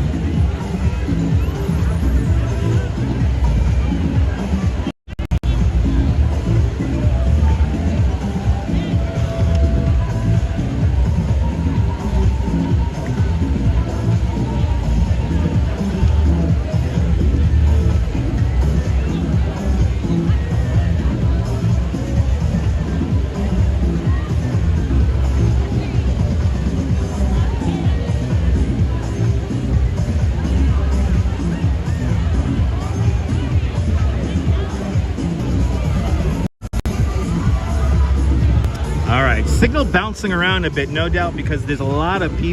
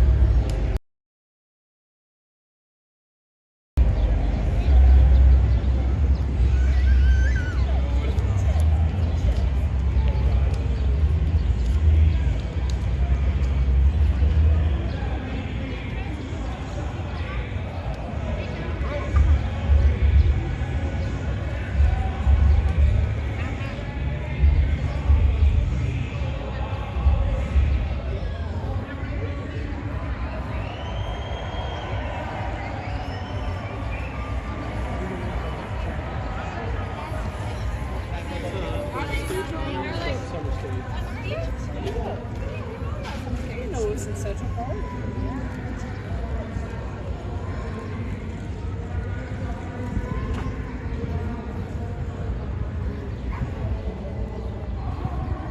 All right, looks like we have a an event happening over at Summer Stage here at the Rumsey Playground. So when I go off in this direction here, the cell phone network gets slammed. So I'm gonna walk back towards the west side here, and let's take a walk through Sheep's Meadow. Let's take a walk through Sheep's Meadow here, because I know the signal should be good over there. It is improving as I get away from the Summer Stage event happening there. I think the Fugees were just playing. I mean, somebody let me know who's playing right now at the Rumsey Playground here at the Summer Stage. That'll be pretty cool. But I think that was the Refugees, or maybe Lauryn Hill performing right now. So over here, this is the mall. The mall is the only straight pathway in all of Central Park. And what you're looking at here is one of the largest groves of great American elm trees outside of Washington, D.C. And there's roughly 400 great American elm trees in this grove, and you can find around 3,000 great American elm trees all across Central Park. For a lot of these elm trees and a lot of trees in the park, they're in their second or third planting right now. But as you see, they're gorgeous. And oh yeah, look, the signal does not like me over here. So let's come over here. Let's come over here. We're at the signal minimums all of a sudden. There we go. Yeah, I cannot go in that direction because of the Summer Stage. Park Jams, the Juneteenth celebration of hip hop. There you go. Thank you so much, Neil. Good to see you, Bill Foley, watching out there in Scranton, Pennsylvania. Hope you're doing well. We're about to make our way out onto the Sheep's Meadow. Now over there is the mall, but the pathway right here that I'm on, this is where everybody parked. This is where everybody parked their this is where they park their carriages right here.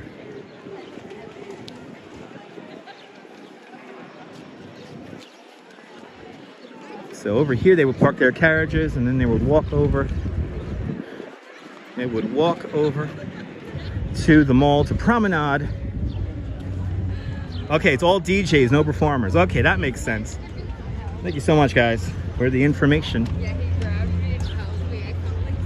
We're now going to make our way into one of my favorite landscapes of the park, which is, why are people climbing over the fence? This literally makes no sense.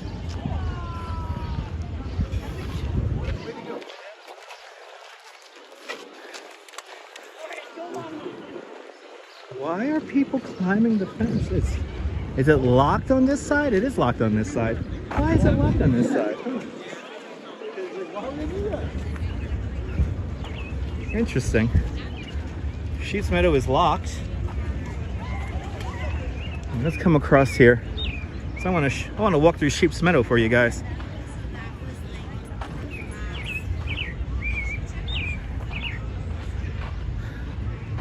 That view.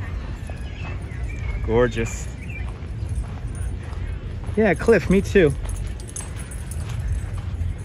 I tell you one thing, the DJ is pumping that music.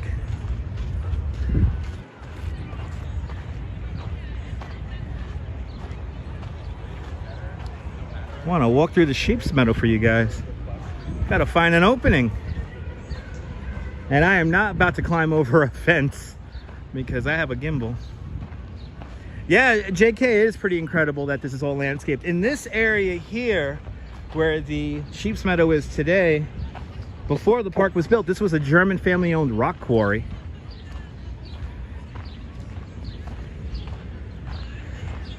Are all the fences over here closed? That's so weird.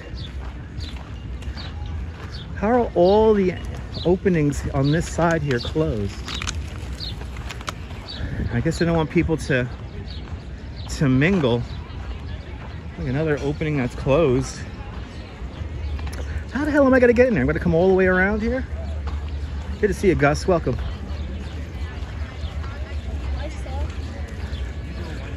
So probably the two prominent industries that were here in Central Park, or here in the area of Central Park before the park was built, was in this area here. You had the German family-owned rock quarry, and then not that far from here, closer to Seneca Village, you had an Irish family-owned pig farm.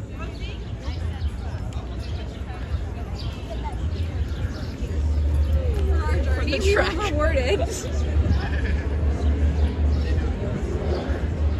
Do they only have one fence to get in and out? Let's see. I think they only have one fence to get in and out of Sheep's Meadow. Let's see. So I want to walk through there for you guys. There's certainly a lot of people hanging out on Sheep's Meadow right now. And who can blame them? It's a beautiful evening here in New York.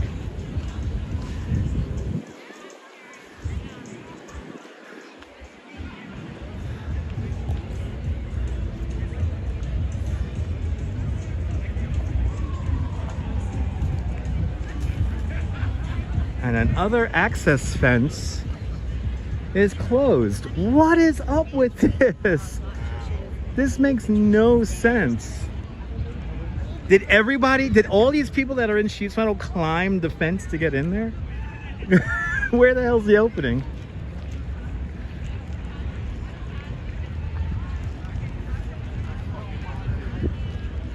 I think the one entrance here is open. All the way over here, it's open. That is so weird. I think the only one that's open is the one all the way over here, unless somebody's going around and like locking everybody in. Let's see. One of these entrances has to be open. I mean, how did all these people get in there? Executive Club, maybe.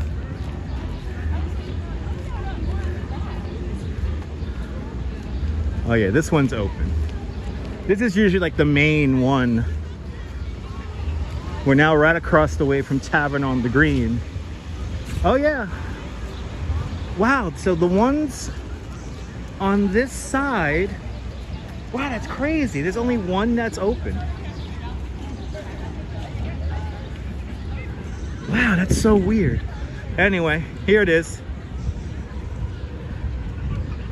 It's hard to imagine this entire landscape is man-made, but it is. Welcome to Sheep's Meadow.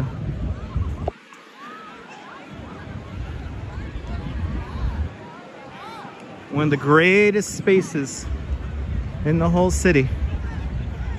A wonderful spot to see this melting pot of humanity here in New York City.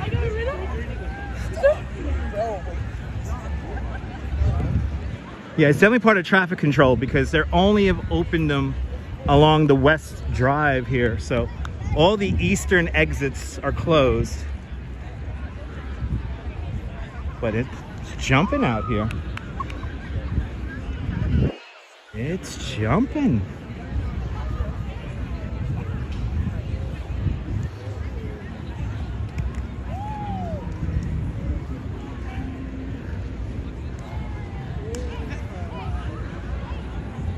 And across the way we have the Tavern on the Green. That used to be the sheepfold. The name is Sheep's Meadow because sheep used to cut the grass on this lawn here. And they used to live right across the street in what is today Tavern on the Green. Today that is a lovely restaurant that has more realistic pricing. Oh. Did she just boast that she closed everything? Holy shit. Okay, that was kind of fun. I think I just heard somebody from the Central Park Conservancy said, I closed everything. Anyway. I gotta make my way down to Columbus Circle because it's 7 o'clock, so. Making our way to our final area of the park today. but a couple of more things to show you guys. So coming into view, Spook Central, the Ghostbusters building, is right over here. That is 55 Central Park West. The Ghostbusters building. Good to see Optimus got slimed. Almost a Manhattan Henge sunset today. The next Manhattan Henge is coming up in July. And if we get good weather, we'll definitely be there for that again. And taking our setting sun on the grid.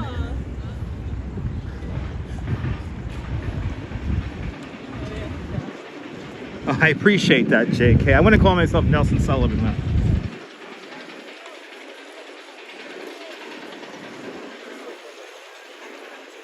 Got nice light on all the buildings right now. It's really pretty out here today. One of those great New York days. Weather is great. Sky is pretty.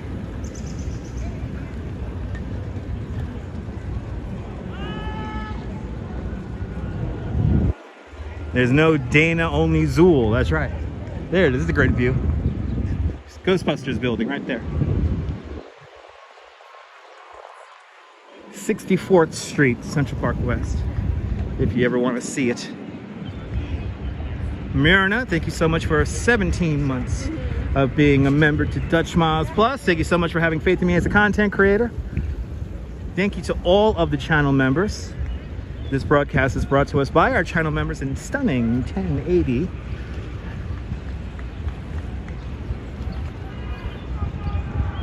Thanks to the channel member. The more channel members we get, the more we get closer to my goal.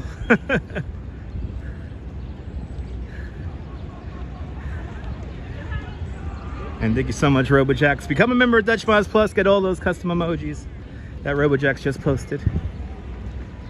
And I appreciate all the channel members. You guys really do help me out tremendously in the production of these shows.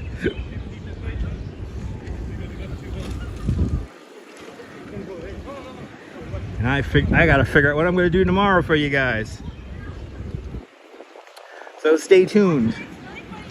Tomorrow I should be live at around maybe 1:30 after work in the morning.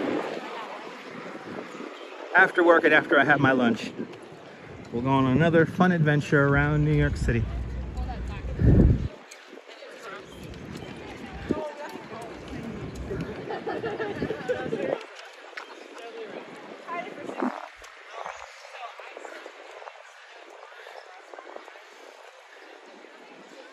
Just finished ziti. Had some baked ziti, nice. The main drives here in Central Park only go in one direction. So always go with the flow of traffic. There are arrows on the floor that show you.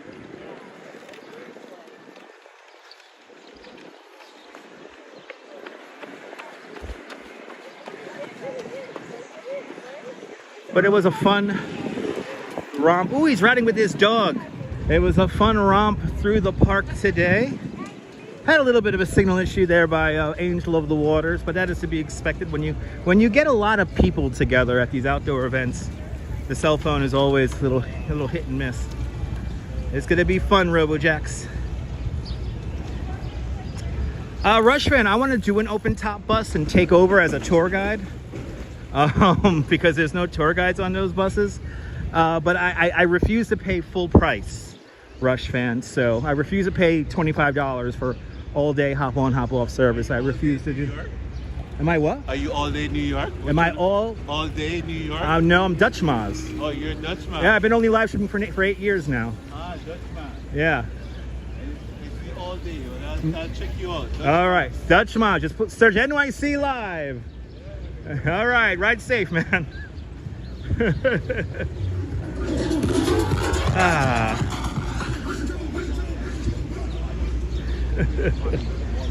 Right. If I was smart, I would have live streamed a lot more during the pandemic. But anyway, if you're finding me for the first time, I've been live streaming here in New York City for the last 8 years. One of the first people to ever start live streaming. So you watched the rest, now it's time to watch the best. If you're new to the broadcast, make sure you subscribe to the Dutch Miles Family of Networks here on YouTube and on Instagram, all same name, at Dutch Miles. And make sure you hit the notification bell, because I never know when I'm gonna go live next. I don't have a schedule, because after all, spontaneity is the spice of life. Am I right, people? Am I right? I hope you found today's walk informative and fun. I certainly had a lovely time walking through Central Park with you. And what more can I say as I approach Columbus Circle? This is Dutch Moz signing off. Have a fantastic New York day, whether you live here or not. I want you to hug your loved ones and cherish those sweet moments. And good afternoon, good evening, and good night, Mrs. Calabash, wherever you are. I'll see y'all's mañanas. See y'all later, folks. Take care. Bye-bye.